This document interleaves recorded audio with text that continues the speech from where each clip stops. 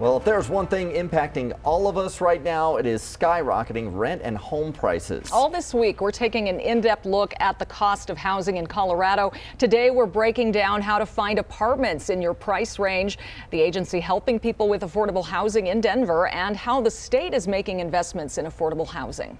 Denver 7's Christian Lopez kicks off our team coverage this morning. And Christian, you're looking into a service that helps people who are looking for an apartment. Good morning. Yeah, that's right. I mean, finding a place is already hard enough, right? And you add on rising rent prices and low availability, and it can really be overwhelming. But apartment locator services like Aptamigo can really help alleviate some of that stress. I spoke with one man who just moved to Denver from Wisconsin, and he told me that he was very overwhelmed when he was looking for a place to live. There was not really much available, and he couldn't seem to find anything in his budget. But he did connect with Aptamigo, and an agent helped him find a one-bedroom that fit his needs and his budget. And the agent I talked to, Demetrio Martinez, says the Denver rental market usually slows down around the wintertime, but this year it's actually been consistent because more people are moving to the city. But this is causing some challenges. It's pretty difficult.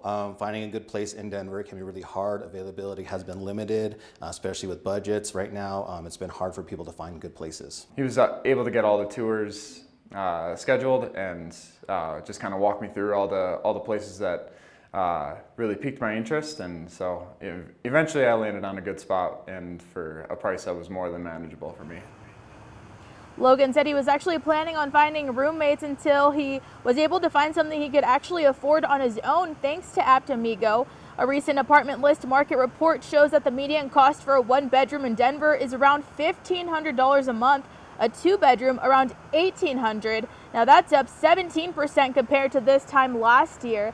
Aptamigo also shared some tips and tricks for people who are apartment hunting.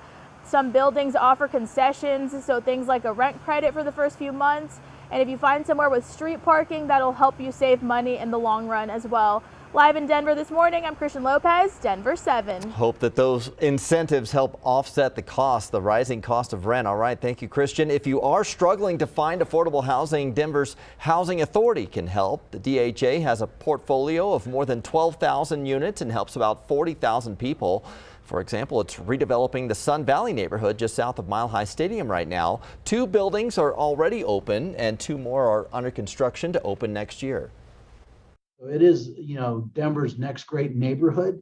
It's in a prime location, close to light rail, close to major transportation hubs, close to downtown, close to, healthcare, close to a lot of activities that not only our residents, but other people in the greater community will look for as a benefit.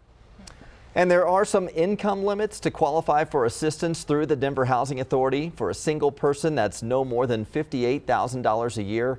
Income for a family of 3 is capped at $75,000, but you can learn more on the Denver Housing Authority's website. State lawmakers are also working on how to spend federal funding to create more affordable housing. A housing task force came back with its recommendations on how to spend $400 million from the American Rescue Plan. Their recommendations include $150 million on a loan fund to develop and preserve affordable housing, and another $150 million for grants to nonprofits and local governments for their own housing solutions.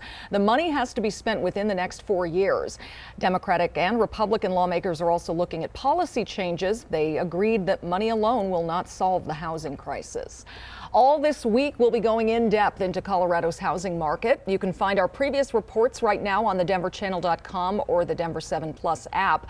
Tomorrow, we're going to dive into construction demand, the rising cost of materials, and we'll feature a developer building smaller to better fit people's budgets.